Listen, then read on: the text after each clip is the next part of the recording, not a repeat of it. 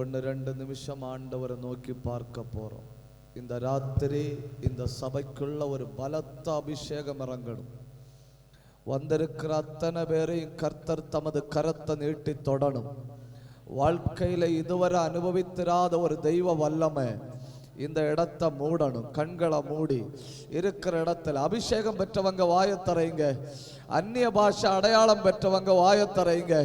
அவங்க 2 கையை நல்லா தட்டி நல்ல வாயை திறந்து நல்ல ஆவியில நிரம்பி அந்நிய பாஷை பேசி ஆண்டவரை மகிமைப்படுத்துங்க.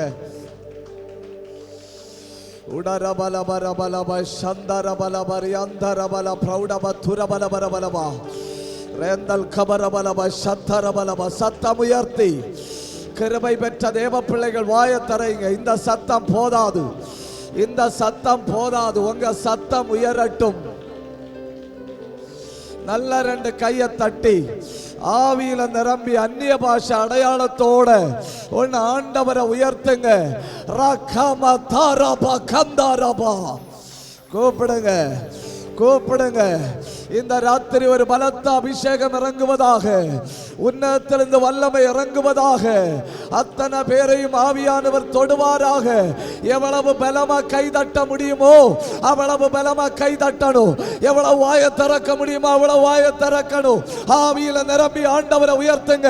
கிருபை இறங்குகிறது. கர்த்தர் உங்களை தொட போகிறார்.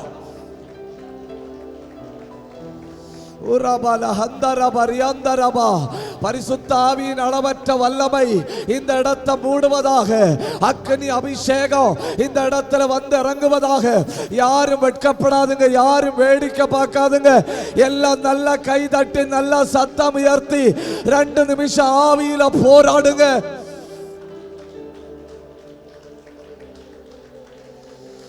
கிருபை கிருபை கிருபை கிருபை. உங்க சத்தம் இந்த முதல் ராத்திரியில உயர்வதாக. உங்க சத்தத்தை உயர்த்துங்க. இதை விட வாயை திறக்க முடியும், இதை விட ஆராதிக்க முடியும், இதை விட ஆவியில நிரம்ப முடியும். இழந்து போன கிருபைகளை புதுப்பித்துக் கொள்ளுங்க, இழந்து போன அபிஷேகத்தை புதுப்பித்துக் கொள்ளுங்க. கர்த்தருடைய கை இப்போ சிலரை தொட போகுது.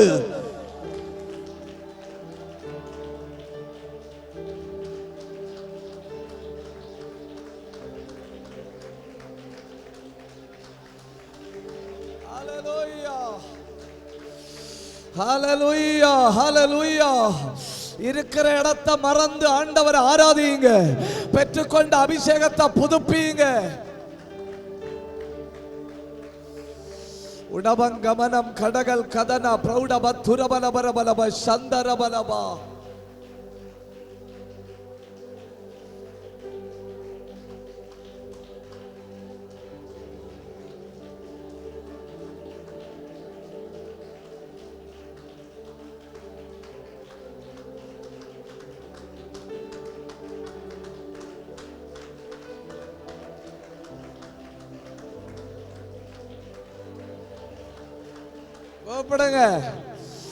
சிலர் மேல புதிய அபிஷேகம், சிலர் மேல புதிய கிருபை கர்த்தர் ஊற்றுகிறார்.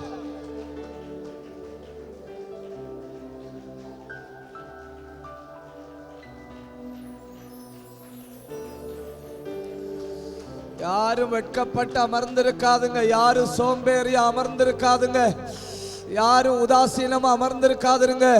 தேவனுடைய வல்லமை இறங்கி வருகிற இடம், தேவன் சிலரை தொடுகிற நேரம். சில சரீரங்கள் ஆண்டுகளாய் குடியிருக்கிற பலவீனத்தின் ஆவிகள் சரீரத்தில் குடியிருக்க முடியாம ஓடி போகிற நேரம். சிலரை கர்த்தர் தொட்டு விடுவிக்கிற நேரம். கண்ணை மூடி பெற்றுக்கொள்ளுங்க.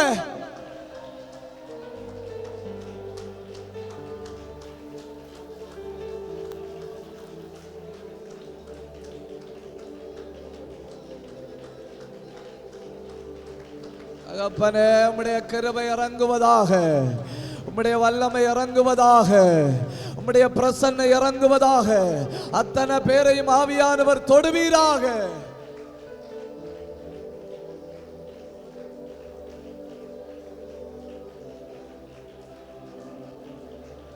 கரையற்றது எதுவோ, குறையற்றது எதுவோ பரிசுத்தமுள்ளது எதுவோ, எங்களை பலப்படுத்துவது எதுவோ, உம்முடைய ராஜ்யத்தில் எங்களை கொண்டு போவது எதுவோ, எங்களை இன்னும் ஊக்கமாய் செயல்பட வைப்பது எதுவோ, அது இந்த ராத்திரி பேசுவீராக.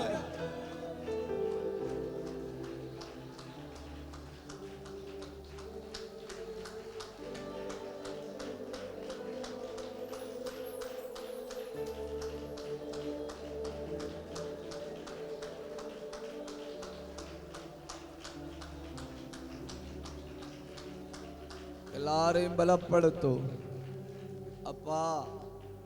இந்த கூட்டம் முடிஞ்சு ஒரு ஆளு கூட கர்த்தர் என்னோடு பேசலன்னு இந்த இடத்தை விட்டு எழும்பி போக கூடாதப்பா. அத்தனை பேரும் கர்த்தர் என்னோடு பேசினார், என்னை பலப்படுத்தினார், என்னை தொட்டார் என்று சொல்லத்தக்க அடையாளங்களோட எங்கள் நடுவில் செயல்படுவீராக.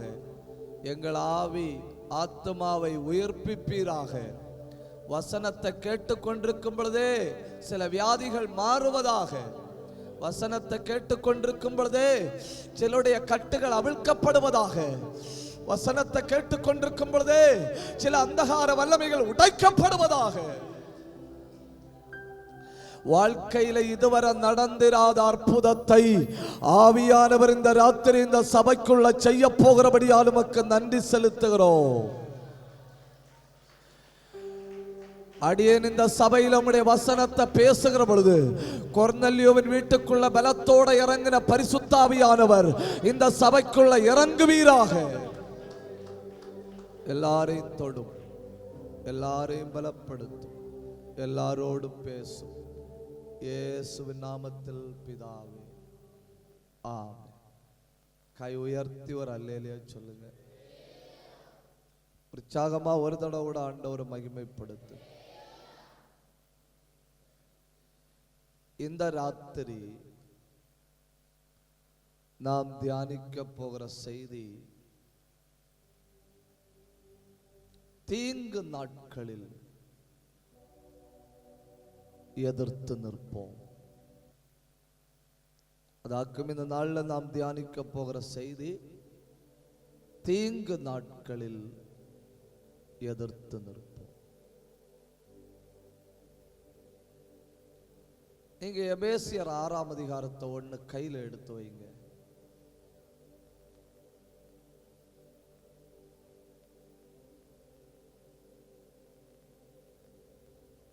ஒன்னாம் அதிகாரத்துல சபை என்ன சொல்லிருக்கு தெரியுமா? சபை கிறிஸ்துவின் சரீரம். எபேசியர் 1ஆம் அதிகாரத்துல சபை கிறிஸ்துவின் சரீரம். 1ஆம் அதிகாரம் 23வது வசனம்.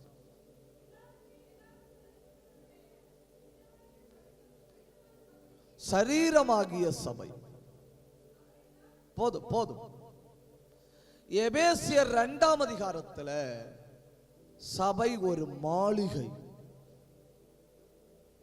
எபேசியர் 1ஆம் அதிகாரத்துல சபை சரீரம். எபேசியர் 2ஆம் அதிகாரத்துல சபை ஒரு மாளிகை.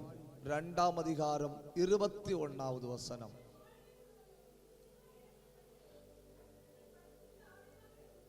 எபேசியர் 3ஆம் அதிகாரத்துல சபை ஒரு ரகசியம். எபேசியர் 3ஆம் அதிகாரத்துல சபை ஒரு ரகசியம். 3ஆம் அதிகாரம் 3வது வசனம்.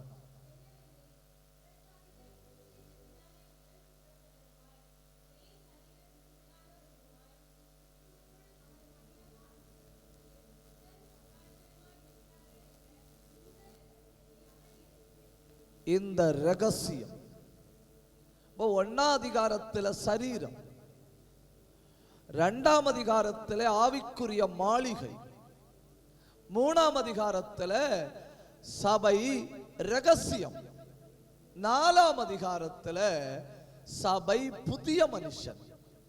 எபேசியர் 4ஆம் அதிகாரம் அதனுடைய 24வது வசனம்.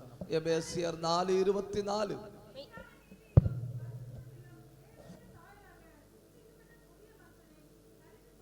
புதிய மனுஷன், சபை புதிய மனுஷன். 5ஆம் அதிகாரத்தில் வரும்போ சபை மணவாட்டி. 5ஆம் அதிகாரம் 25வது வசனம்.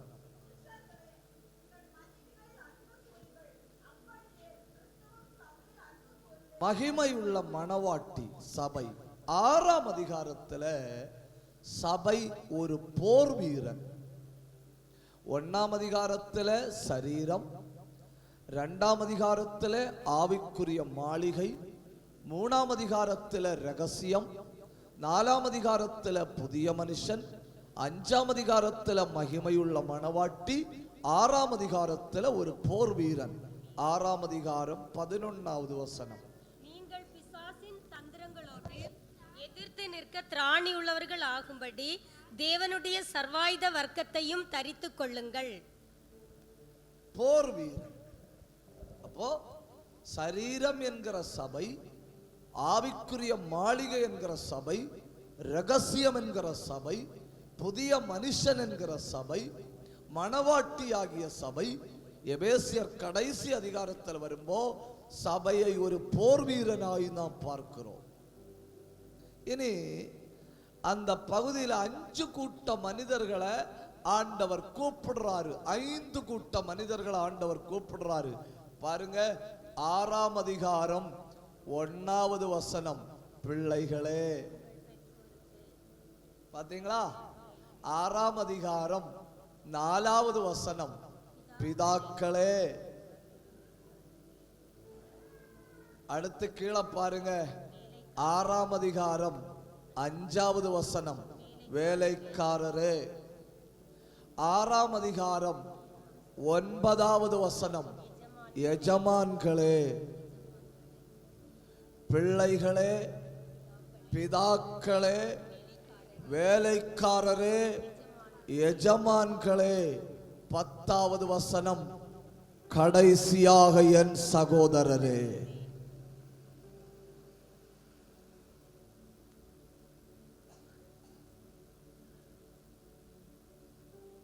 கடைசியாக என் சகோதரரே அப்படின்னு கூப்பிட்டு என்ன சொல்றாரு? தேவ பிள்ளைகளுக்கு தீங்கு நாட்கள் வருகிறது. என்ன வருகிறது? தீங்கு நாட்கள் வருகிறது. எல்லாரும் ரொம்ப கவனமா கவனிக்கணும். எழுதுறவங்க எழுதிக்கிடணும். நான் மேலோட்டமா வசனத்தை பேச மாட்டேன். நான் கொஞ்சம் உள்ளுக்குள்ள இறங்கி நாம தியானிக்க போறோம். தேவ பிள்ளைகளை பார்த்து சொல்றாரு, தீங்கு நாட்கள் வருகிறது. நான் சொல்ல போற இந்த 5 காரியங்களை நீங்க ஞாபகம் வைத்திருக்கணும். 5 காரியங்கள். 1, 3 வகையான ராஜ்யங்கள் உண்டு. 3 வகையான ராஜ்யங்கள். 1 தேவ ராஜ்யம், 2 மனுஷ ராஜ்யம், 3 பிசாசின் ராஜ்யம். அப்ப 3 வகையான ராஜ்யங்கள் உண்டு. தேவ ராஜ்யம் உண்டு, மனுஷன் வாழ்கிற மனுஷனுடைய ராஜ்யம் உண்டு, சாத்தான் செயல்படுகிற சாத்தானுடைய ராஜ்யம் உண்டு. இந்த 3 ராஜ்யம் உள்ளதுனால 3 வகை வல்லமைகளும் உண்டு. ராஜ்யம் 3 இருக்கு இல்லையா? அத மாதிரி 3 வகை வல்லமை உண்டு. 1 தேவனுடைய வல்லமை, 2 சாத்தானுடைய வல்லமை, 3 மனுஷனுடைய வல்லமை. அப்போ 3 வகை ராஜ்யம், 3 வகை வல்லமை. அடுத்து 3 வகை ஆவிகள் உண்டு. 1 தேவனுடைய ஆவி, 2 மனுஷனுடைய ஆவி, 3 அசுத்த ஆவி. 3 வகை ராஜ்யம், 3 வகை வல்லமை, 3 வகை ஆவி. 4 3 வகை ஆளுகைகளும் உண்டு. 3 வகை ஆளுகை உண்டு. மனுஷ ராஜ்யத்தில் ஆளுகிறது யாரு? மனுஷன். தேவ ராஜ்யத்தில் ஆளுகிறது யாரு? தேவன். சாத்தானுடைய ராஜ்யத்தில் ஆளுகிறது யாரு? சாத்தான். அப்படின்னா இன்னும் நாம புரிஞ்சுக்கிட வேண்டியது, 3 இடத்துல இருந்தும் நம்ம சத்தத்தை கேட்க முடியும். தேவராஜ்யத்தில் இருந்து ஆண்டவர் நம்மோடு பேசுகிற சத்தம் நம்முடைய காதுல கேட்கும். சாத்தானுடைய ராஜ்யத்தில் இருந்து சாத்தான் பேசுகிற சத்தம் நம்முடைய காதுல கேட்கும். மனுஷனுடைய ராஜ்யத்தில் இருந்து மனுஷன் பேசுற சத்தம் நம்முடைய காதுல கேட்கும். அப்போ நம்ம காதுல தேவன் பேசுற சத்தம், மனுஷன் பேசுற சத்தம், சாத்தான் பேசுற சத்தம், இது மூணுமே கேட்குது. இதுல நாம எதற்கு கீழ்ப்படுகிறோமோ அதற்கு அடிமையா இருக்கிறோம். கை உயர்த்தி ஒரு அல்லேலூயா சொல்லுங்க. சாத்தானுடைய சத்தத்தை ஒரு மனுஷன் கேட்டு அதன்படி செய்தால் அவன் சாத்தானுக்கு அடிமை. மனுஷனுடைய சத்தத்தை ஒருத்தன் கேட்டு அதன்படி செய்தால் அவன் மனுஷனுக்கு அடிமை. தெய்வ சத்தத்தை கேட்டு ஒருத்தன் அதன்படி செய்தால் அவன் தேவனுக்கு அடிமை. ஒன்னு கைதட்டி ஆண்டவரை மகிமைப்படுத்துங்க. அதனாலே ஆக்கன் சொல்றது, இன்று அவருடைய சத்தத்தை கேட்பீர்களாகில் அவருடைய சத்தத்தை கீழ்ப்படியுங்கள்.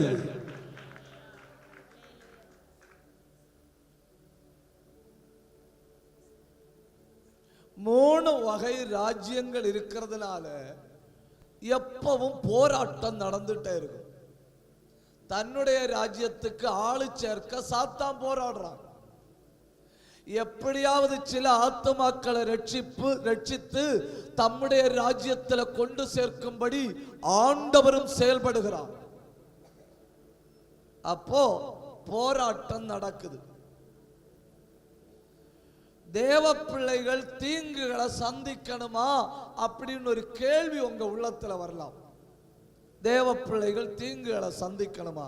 நான் பைபிள்ல இருந்து ஒரு 5 வார்த்தை உங்களுக்கு சொல்லித்தாரேன். தேவ பிள்ளைகள் பிரச்சனைகளை சந்திக்கணுமா? 5 வார்த்தைகள் பாருங்க. 1 நாளாகமம் 4ஆம் அதிகாரம் 9-10 வசனங்கள்.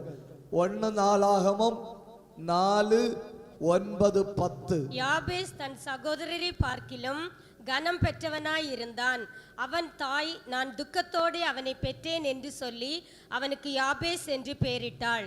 யாபேஸ் இஸ்ரவேலின் தேவனை நோக்கி, தேவரீர் என்னை ஆசீர்வதித்து என் எல்லையை பெரிதாக்கி உமது கரம் என்னோடு இருந்து தீங்கு என்னை துக்கப்படுத்தாதபடிக்கு அதற்கு என்னை விலக்கி காத்தருளும் என்று வேண்டிக் கொண்டான். அவன் வேண்டிக் கொண்டதை தேவன் அருளினார். அந்த இடத்துல நீங்க ஒரு வார்த்தையை பார்த்தீங்களா? எத்தனை பேர் பார்த்தீங்கன்னு தெரியல. எல்லையை பெரிதாக்கி, பார்டர். எல்லாம் பெருசாகணும்னா என்ன பண்ணணும்? எல்லாம் பெருசாகணும்னா ஒரு யுத்தமே பண்ணணும். நாம தீங்கு நாள்ல எதிர்த்து நிக்கலன்னு வைங்க, நமக்கு இருக்கிறது சுருங்கிட்டே வரும். நமக்கு இருக்கிற எல்லை சின்னதாயிட்டே வரும். நமக்கு இருப்பது குறைஞ்சிட்டே வரும். நாம எதிர்த்து நின்னோன்னு வைங்க, நம்ம எல்லை பெரிதாகி கொண்டே இருக்கும். 2 நிமிஷம் கை தட்டணும், வாயை திறக்கணும், ஆவியில நிரம்பணும். இயேசுவின் நாமத்தில் இந்த நாளில எங்கள் எல்லை பெரிதாவதாக. கை தட்டி வாயை திறந்து சொல்லுங்க, உங்க எல்லையை ஆண்டவர் பெரிதாக்குகிறார்.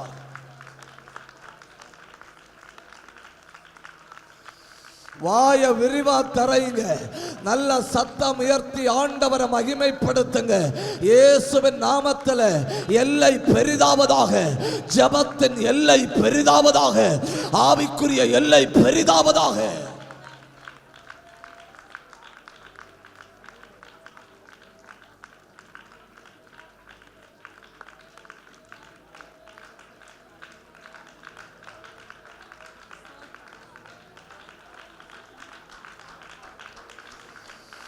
உடகமன கடகதன பிரௌடப துரபலபரபலபா அந்தல் கபரபலப சந்தரபலபா.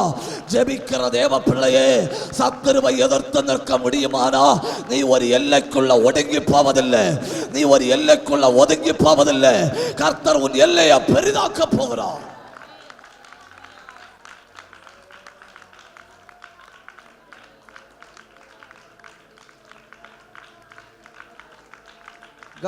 கவனிங்க. அப்ப அந்த வார்த்தையை பார்த்தீங்களா? எல்லை பெரிதாக்கி. இந்த எல்லை அப்படிங்கிறதெல்லாம் பெரிய யுத்தத்தோடு தொடர்புடைய வார்த்தையாக்கும். 1 யுத்தத்தோடு தொடர்புடைய வார்த்தை எல்லை. 2வது பாருங்க, ஏசாயா 10ஆம் அதிகாரம் அதனுடைய 27வது வசனம், நுகத்தடி.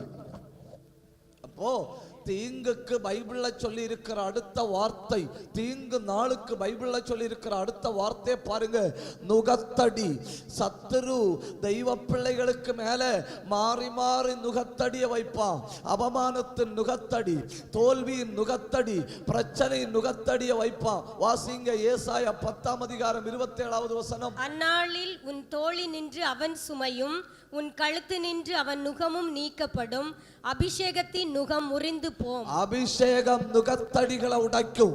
இந்த முதல் நாளில வாழ்க்கையில தாங்க முடியாத, தூக்க முடியாத, நிமிர முடியாத நுகத்தடிகளோட யாராவது இந்த கூடுகைக்கு வந்திருந்தா இப்பொழுது தேவன் தமது பரிசுத்த ஆவியை அனுப்பி அந்த நுகத்தடிகளை உடைக்க போகிறார். அபிஷேகம் பெற்ற நல்ல கை தட்டி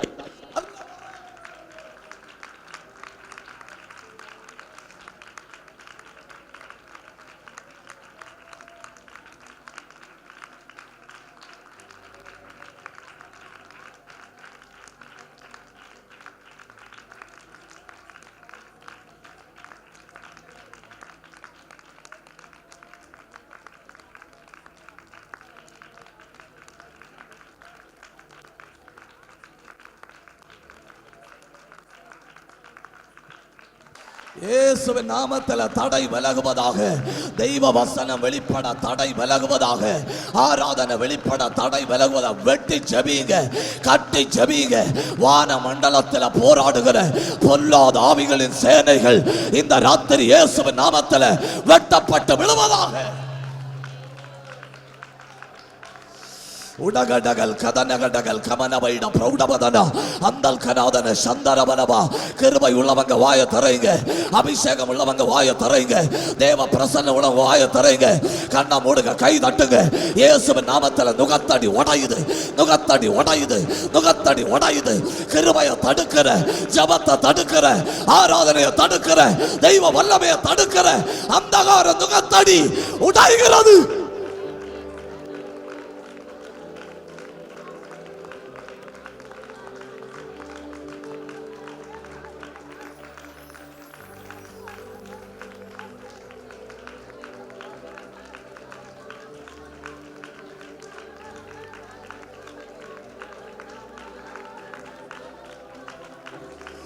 சபை ஒருமித்து ஜெபியுங்க, சபை ஒருமித்து வாயை திறந்து ஜெபியுங்க.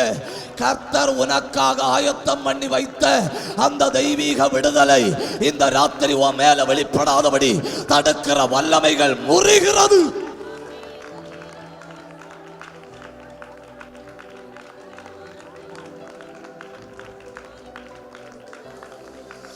ஆண்டவர் ஆயத்தம் பண்ணி வச்ச விடுதலை தடைபடாதிருப்பதாக.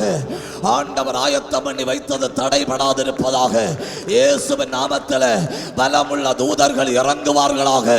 பரிசுத்த ஆவியானவர் பலமாய் இறங்குவீராக.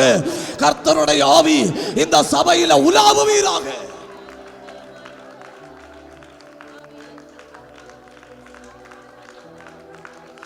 உடகடகல் கதனகடகல் கமனவைட பிரௌடபத்தரா அந்தல் கனாதரி அந்தரபலபா அல் கபரபலப சந்தரபலபா ஊடப துரபலபலபலபா ரெந்தல் கபரபலப சந்தரபலபா.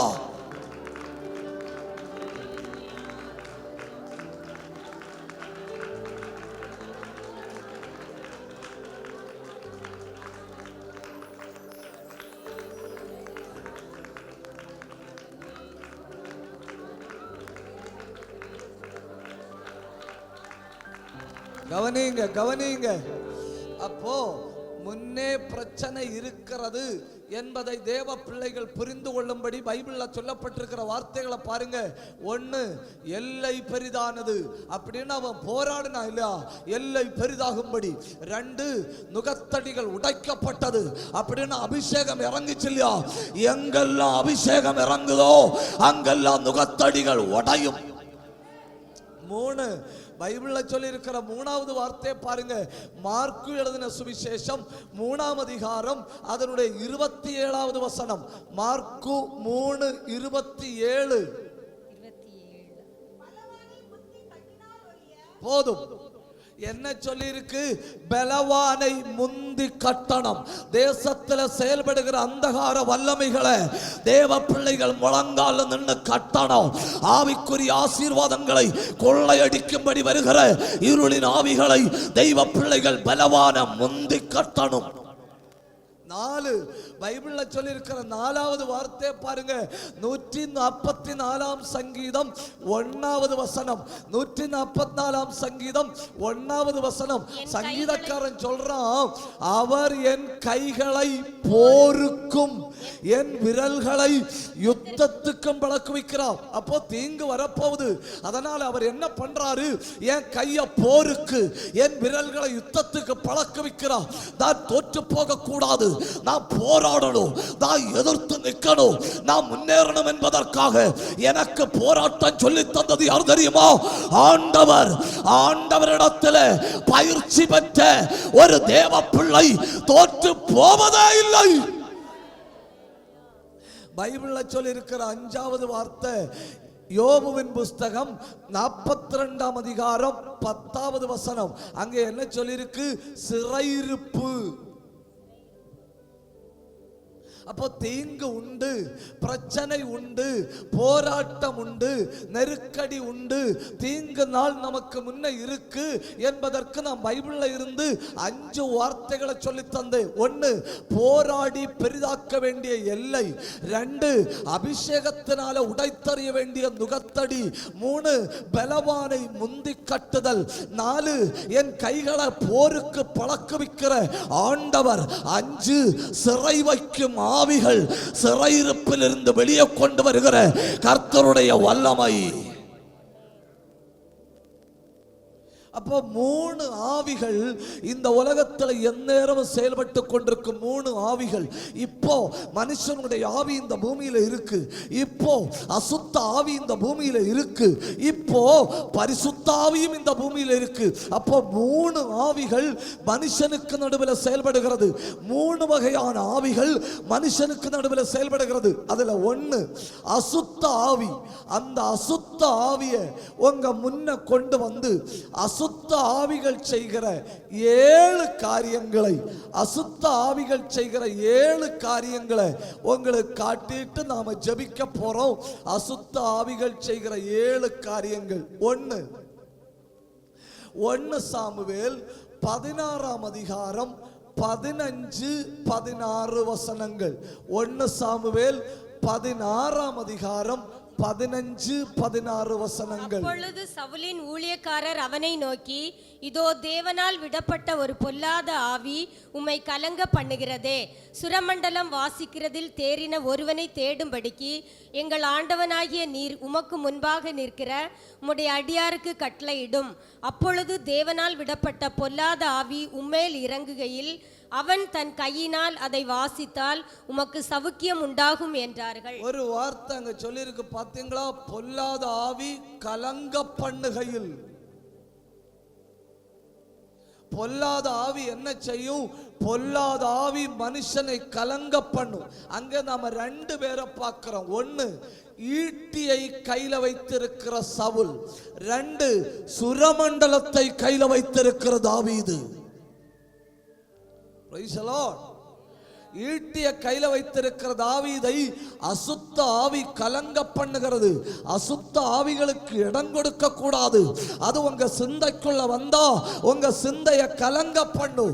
உங்க குடும்பத்துல வந்தா உங்க குடும்பத்தை கலங்க பண்ணும். உங்க வாழ்க்கைக்குள்ள வந்தா உங்க வாழ்க்கைய கலங்க பண்ணும். உங்க பிள்ளைக்குள்ள வந்தா உங்க பிள்ளைய கலங்க பண்ணும். ஆனா பரிசுத்த ஆவியானவர் அப்படி இல்லை. சமாதானத்தின் ஆவி இந்த ராத்திரி இயேசுவின் நாமத்தில் குடும்பங்களை கலங்க பண்ணுகிற பொல்லாத ஆவிகள் வெளியேறுவதாக.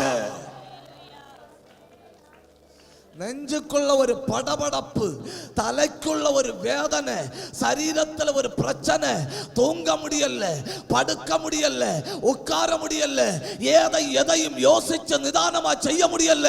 உன்னை கலங்க பண்ணுகிறது ஒரு ஆவி. அப்ப அசுத்த ஆவி மனுஷனை கலங்க பண்ணும். 2வது அசுத்த ஆவி என்ன பண்ணும்? லூக்கா 13ஆம் அதிகாரம் அதனுடைய 11வது வசனம். லூக்கா 13ஆம் அதிகாரம் 11வது வசனம். அப்பொழுது 18 வருஷமாய் பலவீனப்படுத்தும் ஆவியை கொண்ட ஒரு ஸ்திரீ அங்கே இருந்தாள். 2 அசுத்த ஆவி என்ன பண்ணும் தெரியுமா? பலவீனப்படுத்தும். 1 கலங்க பண்ணும், சமாதானமா இருக்க விடாது, தொந்தரவு கொடுத்து கொண்டே இருக்கும், வாழ்க்கையை கேடாக்கி கொண்டே இருக்கும், வாழ்க்கைய பிரச்சனைக்குள்ள கொண்டு போய் கொண்டே இருக்கும் அசுத்தாவி. அது கலங்க பண்ணுகிற ஆவி. 2 பலவீனப்படுத்தும். தேவையில்லாத பலவீனங்கள் உடம்புல வந்து ஒட்டிக்கொள்ளும். நல்லா இருக்கிற சரீரம் திடீர்னு பலவீனப்பட்டு போகும். மெடிசன் எடுத்தா மாறல்ல, ஸ்கேன் எடுத்தா கண்டுபிடிக்க முடியல, எந்த மருத்துவமனையில போய் தீர்வு வரல. ஏன்னா அது பலவீனம் இல்ல, அது பலவீனப்படுத்துகிற ஆவி. இந்த ராத்திரி இந்த கூடாரத்துக்குள்ள இருந்துட்டு என் சரீரத்தை உம்முடைய கரத்துல தருகிறேன் ஆண்டவரே அப்படின்னு ஒரு வார்த்தை சொன்னா தமது பரிசுத்த ஆவி அனுப்பி கர்த்தர் உங்களை பலப்படுத்த முடியும். ஒன்று நல்ல கை தட்டி நல்ல வாயை திறந்து பலவீனத்தின் ஆவியின் கட்டுகள் இந்த நாளில உடைவதாக.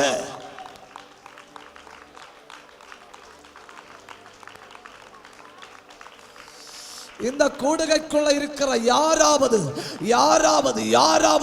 பலவீனத்தின் ஆவியினால் பிடிக்கப்பட்டிருந்தால் இந்த ராத்திரி கர்த்தருடைய ஆவியானவர் இப்பொழுது பலமாய் இறங்குகிறார். நல்ல வாயை திறக்கணும், நல்ல ஆவியில நிரம்புங்க, நல்ல சத்தம் உயர்த்தி பரலோகத்தின் தேவனை பார்த்து கூப்பிடுங்க. இனி உங்க சரீரத்தில் அந்த பலவீனத்தின் ஆவி செயல்பட முடியாது. நீ இருக்கிற இடத்துல விடுதலையை பெற்றுக்கொள். உடபதன பதல் பிரௌடபரபலபா ரியாந்தல் கபரபலபா அல்கபர சந்தரபலபா. நல்ல சத்தம் உயர்த்துங்க. கர்த்தருடைய ஆவியானவர் இறங்கி வருகிறார். தெய்வத்தினுடைய விடுவிக்கிற கரம் இறங்கி வருகிறது. விடாத ஆவியில போராடு. விடாத ஆவியில போராடு. சில குடும்பங்களை அசுத்த ஆவி கலங்க பண்ணுகிறது, சிலரை அசுத்த ஆவி பலவீனப்படுத்துகிறது. இந்த ராத்திரி கர்த்தர் விடுவிக்க விரும்புகிறார்.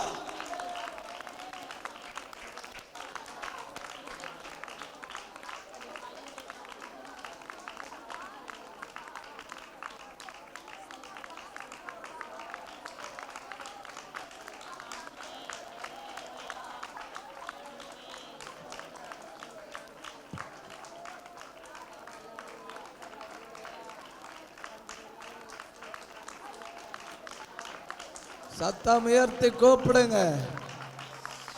இந்த ராத்திரி கலக்கத்தின் ஆவியிலிருந்து கர்த்தர் விடுவிக்கிறார். இந்த ராத்திரி பலவீனத்தின் ஆவியிலிருந்து கர்த்தர் விடுவிக்கிறார். யாரும் பலவீனத்தோட திரும்ப போக வேண்டாம். அது அசுத்த ஆவிகள் ஓ குடும்பத்தில் போட்ட பலவீனம், அது அசுத்த ஆவி ஓ சரீரத்தில் போட்ட பலவீனம். இனி அசுத்த ஆவிக்கு ஓ சரீரத்தில் இடம் இல்லை. வாயை திறந்து பரிசுத்த ஆவியானவருடைய விடுதலையை விட்டுக்கொடு. கர்த்தர் தமது ஜனத்தை விடுவிக்கிறார்.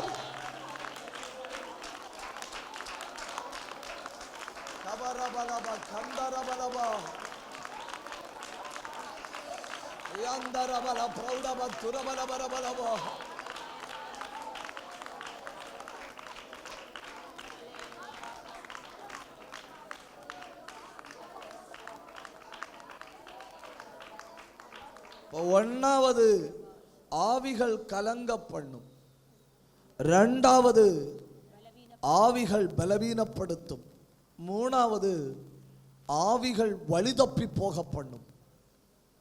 ஓசியா தீர்க்கதரிசியின் புஸ்தகம் 4ஆம் அதிகாரம் அதனுடைய 12வது வசனத்தை வாசிக்கிற பொழுது ஆவிகள் மனுஷனை வழி தப்பி போக பண்ணுது. என் ஜனங்கள் கட்டையினிடத்தில் ஆலோசனை கேட்கிறார்கள், அவர்களுடைய கோல் அவர்களுக்கு செய்தியை அறிவிக்கும் என்கிறார்கள். வேசித்தன ஆவி அவர்களை வழிதப்பி திரிய பண்ணிட்டு. பாத்தீங்களா, அசுத்த ஆவி மனுஷனை வழிதப்பி திரிய பண்ணுது. எல்லா ரோடும் தெரியும், எந்த ரோட்டில் ஏறினா எங்க போலான்னு தெரியும், ஜிஎஸ்டி தெரியும், கம்ப்யூட்டர் தெரியும், சாஃப்ட்வேர் தெரியும், ஆண்ட்ராய்டு தெரியும், அப்டேட் தெரியும், எல்லாம் தெரியுது. நித்திய ஜீவனுக்கு போக வேண்டிய வழி மட்டும் சொன்னா புரியல. பாத்தீங்களா? எல்லா அறிவும் இருக்கு. இந்த உலகத்துல வாழ வேண்டிய எல்லா அறிவும் இருக்கு. தேவையான அறிவும் இருக்கு, தேவையில்லாத அறிவும் இருக்கு, எல்லா அறிவும் கூடுதல் இருக்கு. ஆனா அழிய போகிற இந்த உலகத்துல இருந்து எப்படியாவது தப்பி நித்திய ஜீவனுக்கு போக வேண்டிய வழி சொல்லி கொடுத்தா அந்த வழி மட்டும் புரியுதில்லை, மீது எல்லாம் புரியுது. ஏன்னா அசுத்த ஆவி மனுஷனை வழி தப்பி போக பண்ணுது. எவ்வளவு வசனம் கேட்டாலும் நேரான வழியில வர முடியல, எவ்வளவு ஆலோசனை கேட்டாலும் தெய்வீக வழியை பின்பற்ற முடியல, எவ்வளவுதான் தெய்வத்தினுடைய ஆலோசனைகள் நேரே வந்தாலும் சத்திய மார்க்கத்தில் நடக்க முடியல. ஏன்னா வழி தப்பி போக பண்ணுகிற ஆவிகள்.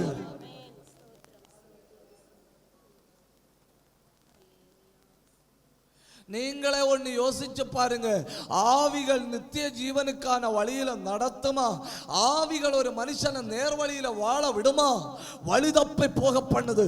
எவ்வளவு பிரசங்கங்கள் கேட்கிறோம், எவ்வளவு ஆலோசனைகள் கேட்கிறோம், எவ்வளவு வசனத்தை கேட்கிறோம், என்னெல்லாம் கேட்கிறோம்.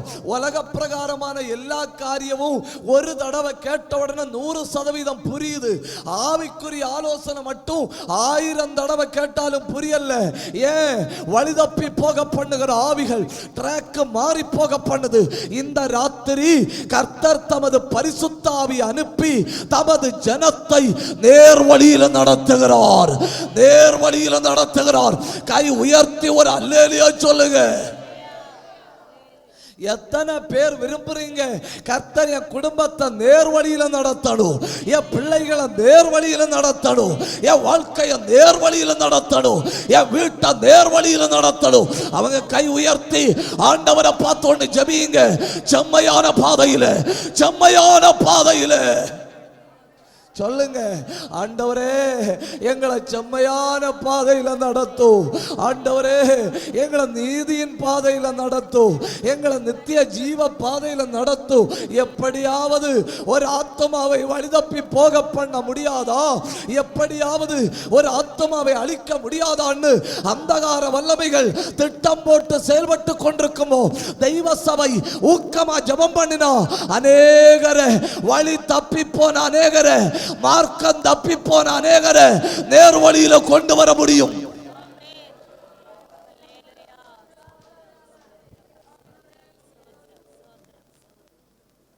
ஒரு நிமிஷம் ஜெபிங்க. ஆண்டவரே என் புருஷனை நேர் வழியில நடத்தும், என் மனைவியை நேர் வழியில நடத்தும், என் பிள்ளைகளை நேர் வழியில நடத்தும், எங்க வீட்டை நேர் வழியில நடத்தும், எங்க தேசத்தில் அநேகரை நேர் வழியில நடத்தும். அசுத்த ஆவிகள் வழி தப்பி போக பண்ணுது.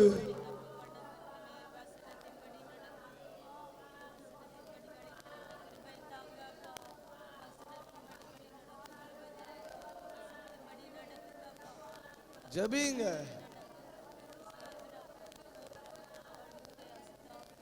ஜெபிங்க, ஜெபிங்க.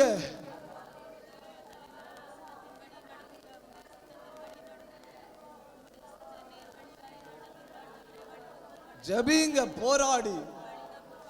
இனி யாரும் வழிதப்ப கூடாது. உடப கமதன கடக துரபல பரபலபா ரியாந்தர பலப சந்தல் பிரௌடபர பலபா.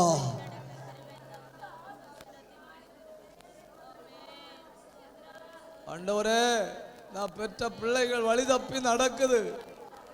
பாரத்தோட சொல்லுங்க. என் கற்பத்தில் இருந்து பிறந்த பிள்ளைகள் வழி தவறி நடக்குது. அவர்களை நேர் வழியில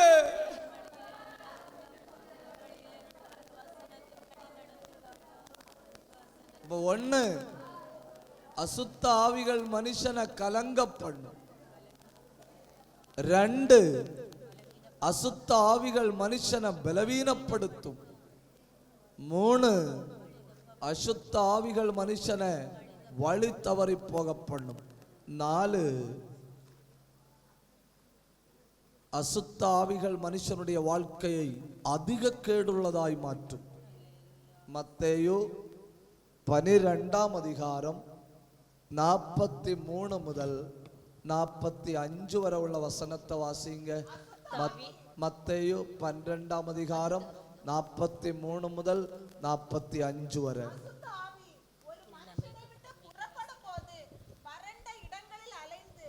இளைப்பாறுதல் தேடியும் கண்டடையாமல் நான் விட்டு வந்த என் வீட்டுக்கு திரும்பி போவேன் என்று சொல்லி அங்கே வந்து அந்த வீடு வெறுமையாகவும் பெருக்கி ஜோடிக்கப்பட்டதாகவும் இருக்க கண்டு திரும்பி போய் தன்னிலும் பொல்லாத வேறு 7 ஆவிகளை தன்னோடே கூட்டிக் கொண்டு வந்து உட்புகுந்து அங்கே குடியிருக்கும். அப்பொழுது அந்த மனுஷனுடைய முன்னிலைமையிலும் அவன் பின்னிலைமை அதிக கேடுள்ளதாய் இருக்கும். அப்படியே இந்த பொல்லாத போதும். அங்க ஒரு வார்த்தையை பார்த்தீங்களா? என் வீடு. அசுத்த ஆவி ஒரு மனுஷனுக்கு வாழ்க்கையை காட்டிட்டு என்ன சொல்லுது? என் வீடு.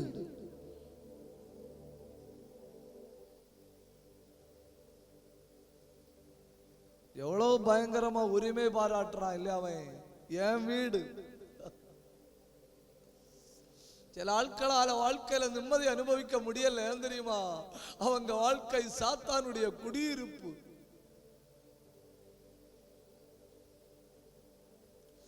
சில ஆட்களால எதுவும் திறமையா செய்ய முடியல. ஏன் தெரியுமா? அவங்க வாழ்க்கையை காட்டி சாத்தான் சொல்றான், அந்த ஆள் நடந்து போகுது இல்லையா ஆளு, அந்த ஆளு என் வீடு.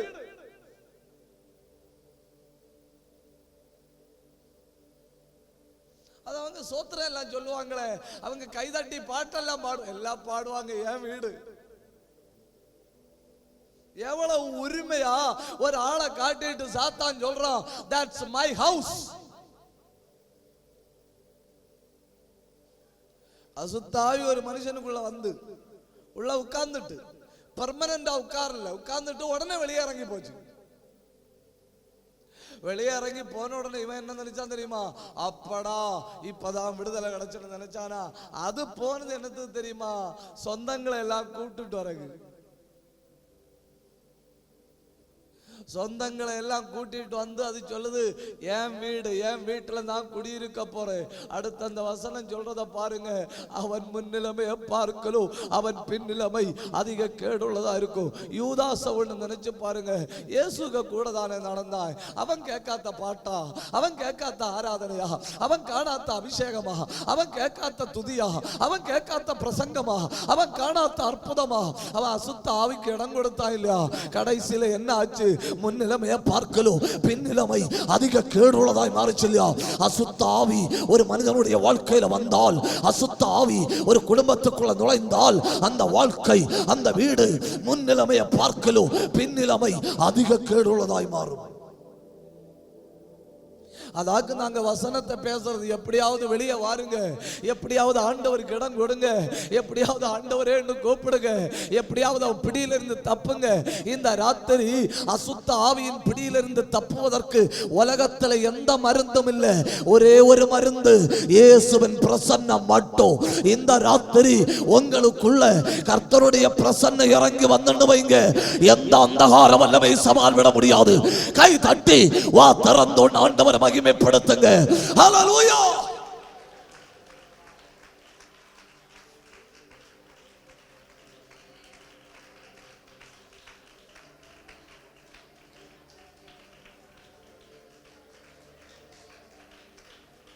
கவனிங்க கவனிங்க கவனிங்க. சிலரை அசுத்த ஆவி கலங்க பண்ணுகிறது, சிலரை அசுத்த ஆவி பலவீனப்படுத்துகிறது, சிலரை அசுத்த ஆவி வழிதப்பி போக பண்ணுகிறது. சிலருடைய வாழ்க்கையில் அசுத்த ஆவி முன்னிலைமையை பார்க்கல பின்னிலைமை அதிக கேடுள்ளதாய் மாற்றுகிறது. ஆனா சிலர் அசுத்த ஆவி என்ன செய்யும் தெரியுமா? லூக்கா 13ஆம் அதிகாரம் 16வது வசனம், கட்டி போடும்.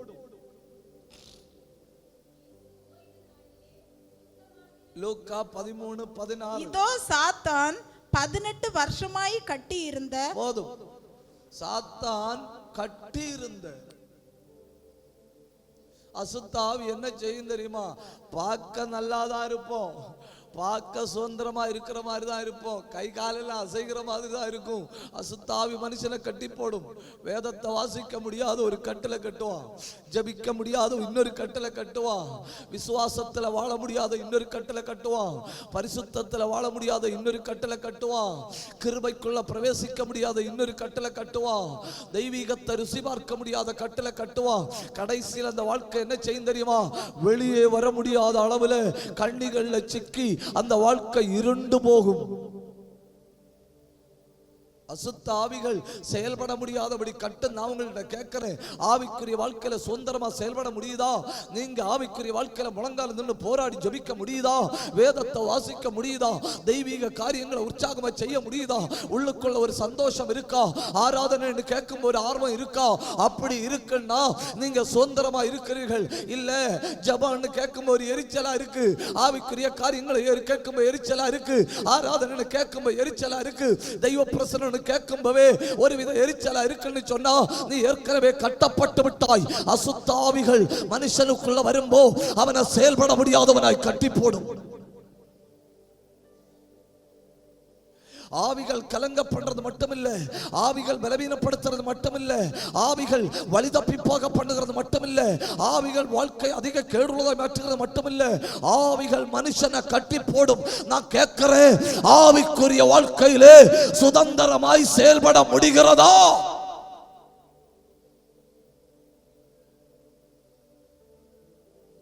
உள்ளுக்குள்ள ஒரு சந்தோஷத்தோட உங்களுக்கு வேதத்தை வாசிக்க முடியுதா?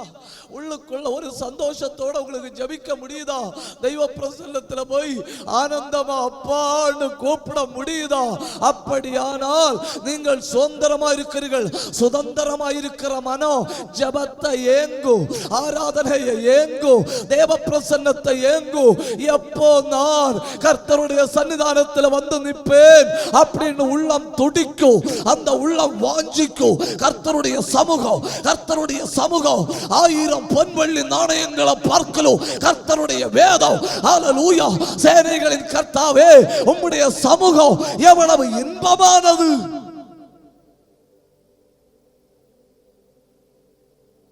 ஆவிகள் கட்டி போடும். 6வது, ஆவிகள் மனக்கண்களை குருடாக்கும். 2 கொரிந்தியர் 4ஆம் அதிகாரம் 4வது வசனம்.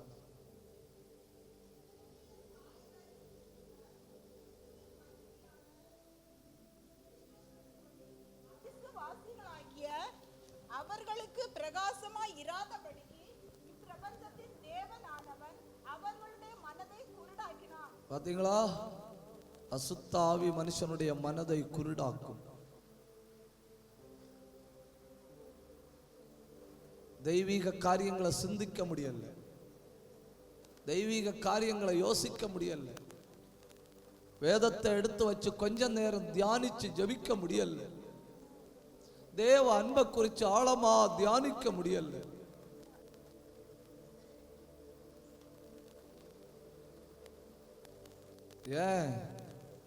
ஏன்னா மனங்கள் குருடாக்கப்பட்டது.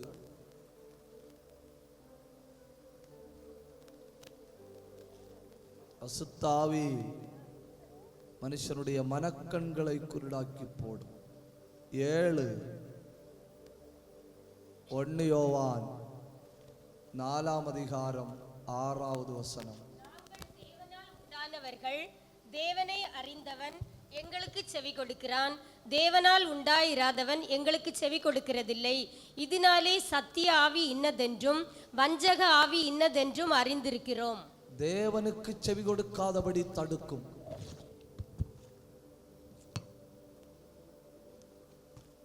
தெய்வ வசனத்துக்கு செவி கொடுக்காதபடி, ஆவியானவர் தருகிற நல்ல ஆலோசனைகளுக்கு செவி கொடுக்காதபடி, பரலோகத்தின் தேவன் நம்முடைய ஆத்மாவுக்கு பேசுகிற வார்த்தைகளுக்கு செவி கொடுக்காதபடி அசுத்த ஆவிகள் தடுக்கும். அப்போ 3 ஆவிகள் செயல்படுகிற உலகத்தில் நாம் இருக்கிறோம். மனுஷ ஆவி பயங்கரமா மனுஷனை வேட்டையாடுது. இன்னொரு பக்கம் அசுத்த ஆவி பயங்கரமா மனுஷனை வேட்டையாடுது. இன்னொரு பக்கம் கர்த்தருடைய ஆவி எங்கேயோ அங்கே விடுதலை உண்டு. கை உயர்த்தி ஒரு அல்லேலியா சொல்லுங்க. கர்த்தருடைய ஆவி எங்கேயோ அங்கே விடுதலை உண்டு. இந்த ராத்திரி உள்ளம் திறந்து பரிசுத்த ஆவியானவருக்கு நீங்க இடம் கொடுக்க முடியும்னா இந்த ராத்திரி கர்த்தருடைய ஆவியானவர் உள்ளங்கால் முதல் உச்சம் தலை வரை நமக்கு சுதந்திரத்தை தரப்போகிறார். கை உயர்த்தி ஒரு அல்லேலியா சொல்லுங்க.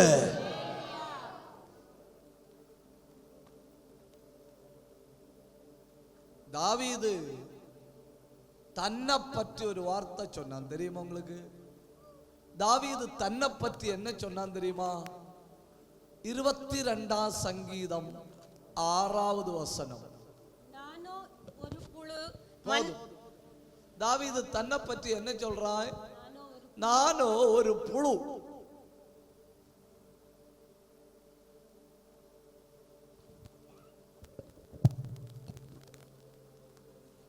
நானோ ஒரு புழு. சில ஆட்களுக்கு உள்ள ஒரு வார்த்தை ஃபார்ம் ஆச்சுன்னு வைங்க, அதை மாற்ற முடியாது. ஒரு வீட்டில் உள்ள ஒரு பிள்ளை, அந்த பிள்ளை ஸ்கூலுக்கு போகும்படி கிளம்பி போகும்போ ஒரு ஆளு அந்த பிள்ளைய வழியில வச்சு பார்த்தாரு. பார்த்துட்டு கேட்டார், எங்க போறேன்னு. பிள்ளை சொல்லிச்சு, ஸ்கூலுக்கு போறேன்னு. உடனே அந்த ஆள் அந்த பிள்ளைகிட்ட சொன்னார், நீ ஒரு நெல்லு ஒன்னு ஒரு கோழி கண்டா கொத்திட்டு போ. நீ ஒரு நெல்லு ஒன்னு ஒரு கோழி கண்டா கொத்திட்டு போ. அந்த ஒரு வார்த்தை அந்த பிள்ளைக்கு இருதயத்துல போய் ஃபார்ம் ஆச்சு. அந்த பிள்ளை ஸ்கூலுக்கு போகாம திரும்ப வீட்டுக்கு வந்திருக்கு. அந்த பிள்ளை எப்பவும் சொல்லிட்டு நடக்குமா, நான் ஒரு நெல்லு என்ன கோழி கண்டா கொத்திட்டு போகும். அடுத்த நாள்ல இருந்து அந்த பிள்ளை ஸ்கூலுக்கு போகாது. ஏன்னா யாரோ கேட்டா சொல்லும், நான் ஒரு நெல்லு கோழி என்ன கண்டா கொத்திட்டு போகும்.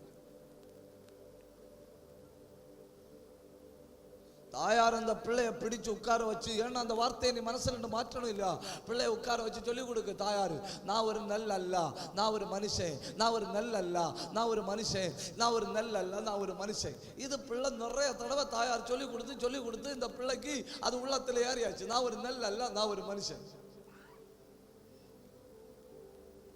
எல்லாம் சொல்லி பிள்ளை ஸ்டடி பண்ணி அடுத்த நாள் ஸ்கூலுக்கு போக பேகும் எடுத்து கையில் வச்சுட்டு நிற்கிறது பிள்ளை. தாயார் கேட்குறது, நீ யாரு? உடனே பிள்ளை சொல்லு, நான் ஒரு நெல் அல்ல, நான் ஒரு மனுஷன். படியில் இறங்கி போன பிள்ளை தாயார்கிட்ட கேட்குது, மம்மி கோழி நெல்லு தின்னுமான்னு.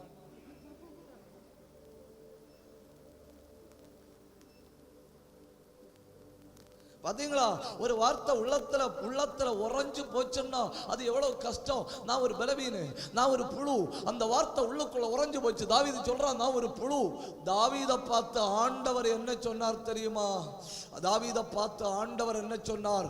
1 நாளாகமம் 28ஆம் அதிகாரம் 3வது வசனம். 1 நாளாகமம் 28:3. அப்பொழுது ராஜாவாகிய தாவீது எழுந்திருந்து காலூன்றி நின்று, என் சகோதரரே, என் ஜனமே, நான் சொல்லுவதை கேளுங்கள். கர்த்தருடைய உடன்படிக்கை பெட்டியும் நமது தேவனுடைய பாதபடியும் தங்குவதற்கு ஒரு ஆலயத்தை கட்ட நான் என் மனதிலே நினைத்து கட்டுகிறதற்கு ஆயத்தமும் பண்ணினேன். ஆனாலும் தேவன், நீ என் நாமத்திற்கு ஆலயத்தை கட்ட வேண்டாம், நீ யுத்த மனுஷனாய் இருந்து இரத்தத்தை சிந்தினாய் என்றார். தாவீது சொல்றான், நான் ஒரு புழு, நான் ஒரு பலவீன, என்னால ஒண்ணுக்கு உதவாது, என்னால பிரயோஜனம் இல்லை, என்னால உபயோகம் இல்லை, என்னால ஜெபிக்க முடியாது, ஆவிக்குரிய வாழ்க்கையில் வளர முடியாது, என்னால எதுவும் செம்மையா செய்ய முடியாது. தாவீதுட்ட கர்த்தர் வந்து என்ன சொன்னார் தெரியுமா? நீ ஒரு புழு இல்ல, நீ யுத்த புருஷன். அல்லேலூயா. இனி ஒரு வார்த்தையோட சொல்லிட்டு நான் முடிக்கிறேன். அபிகாயில் உண்டு இல்லையா, அபிகாயில் ஒரு தடவை தாவீதுட்ட பேசும்போ அபிகாயில் தாவீதுட்ட சொன்ன ஒரு வார்த்தை 1 சாமுவேல் 25ஆம் அதிகாரம் 28வது வசனம். 1 சாமுவேல் 25:28. அபிகாயில் தாவீதை பார்த்து சொன்ன வார்த்தை என்ன தெரியுமா?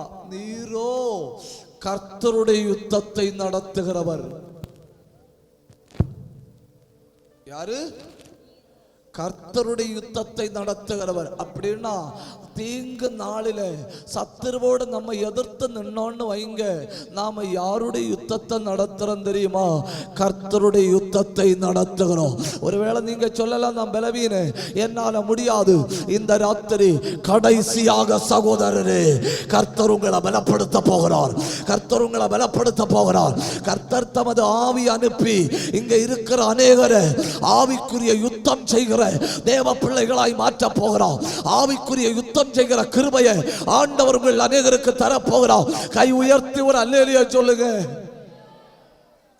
சத்துருவங்களை நம்ப வச்சிருக்கிறான். நான் ஒரு புழு, என்னால ஒன்றும் செய்ய முடியாது, என்னால ஒரு பிரயோஜனம் இல்லை. இல்ல, நீங்க கர்த்தருடைய யுத்தத்தை நடத்துகிறவர்கள். இந்த ராத்திரி கர்த்தர் தமது ஆவி அனுப்பி உங்களை பலவீனப்படுத்துகிற வல்லமைகளை உடைச்சு, உங்களை கலங்க பண்ணுகிற வல்லமைகளை துரத்தி, உங்களுக்கு கேடு உண்டாக்குற வல்லமைகளை உங்க வாழ்க்கையில் நிர்மூலமாக்கி தமது ஆவியை இந்த சபைக்குள்ள அளவில்லாமல் ஊற்ற போகிறார். கர்த்தர் தமது பரிசுத்த ஆவியை இந்த சபைக்குள்ள அளவில்லாமல் ஊற்ற போகிறார். ஒன்னு கை தட்டி வாயை திறந்து ஆண்டவரை மகிமைப்படுத்துங்க. தமது ஆவியை அளவில்லாமல் ஊற்ற போகிறார்.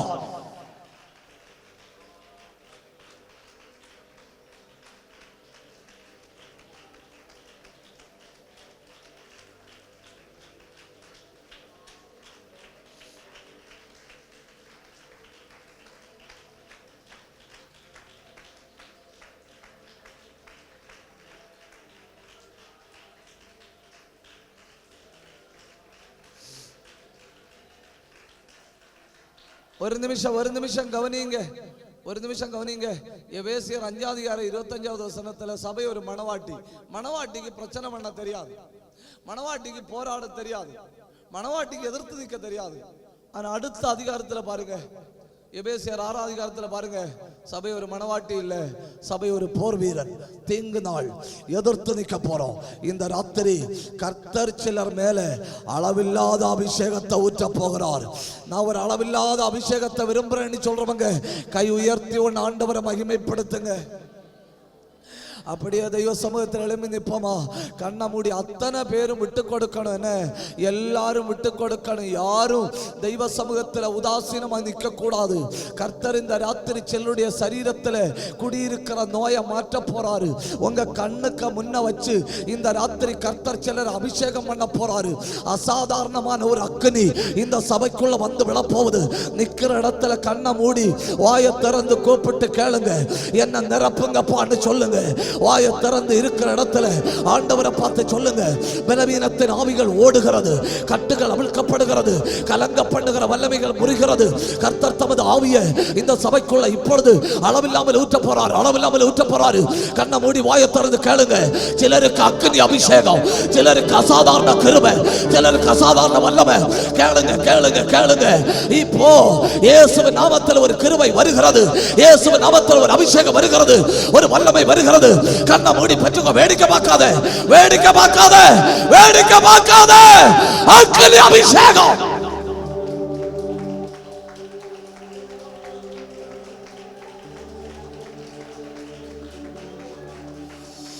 பெற்றுக்கோ பெற்றுக்கோ. வல்லமை இறங்குது, வல்லமை இறங்குது. நான் பார்க்கிறேன் கர்த்தருடைய ஆவியானவர் பலமா இறங்குறாரு. சிலர்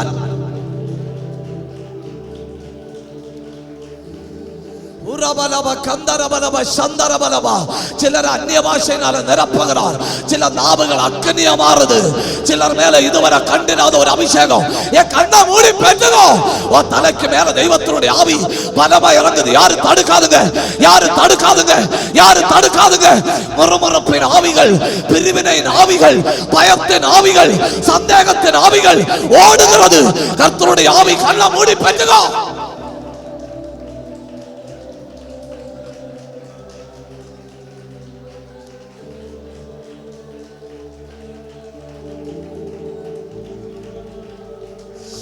வாய்களை திறந்து கேளுங்க. என்ன தொடுங்கப்பா, என்ன நிரப்புங்கப்பா. வாயை திறந்து கேளுங்க, கேளுங்க கேளுங்க. வல்லமை புறப்பட்டு வருகிறது. பலவீனத்தின் ஆவிகள் ஓடுகிறது.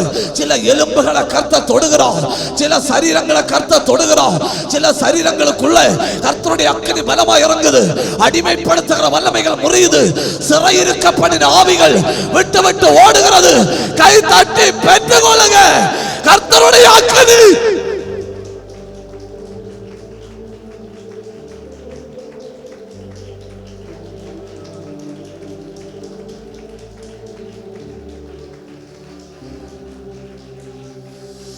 இந்த சத்தம் போதாது, இந்த சத்தம் போதாது.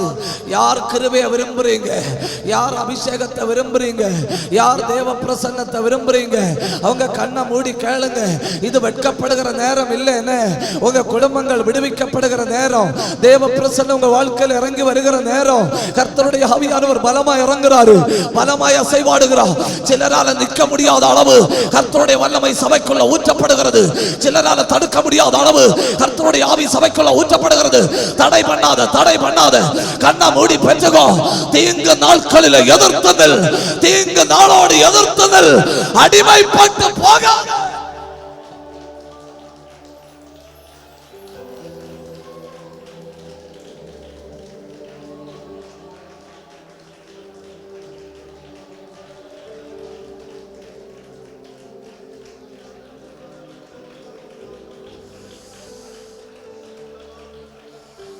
நல்ல வாயை திறங்க. பலத்தின் மேல் பலன், மகிமை மேல் மகிமை, கிருபை மேல் கிருபை.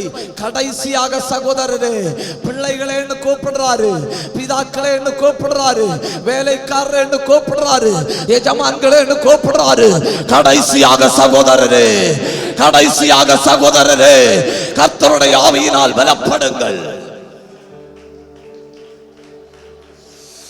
ஊடகமன கடகதன பிரௌடப துரபலபரபலபா அந்தல் கபரபலப சந்தரபலபா ரியந்தரபல பிரௌடபரபலபா. நாட்கணக்காய் பலவீனப்படுத்துகிற வல்லமை முறிகிறது. நாட்கணக்காய் அடிமைப்படுத்தின ஆவிகள் முறிகிறது. குடும்பத்தை கலங்க பண்ணின வல்லமை, சரீரத்தை அடிமைப்படுத்தின வல்லமை, வழி தப்பி போக பண்ணின வல்லமை இயேசுவின் நாமத்தில் முறிந்து ஓடுகிறது. கட்டுகள் அவிழ்கிறது. யாரையோ கர்த்தர் தொடுகிறார், யார் மேலேயோ அக்கினி இறங்கி வருகிறது.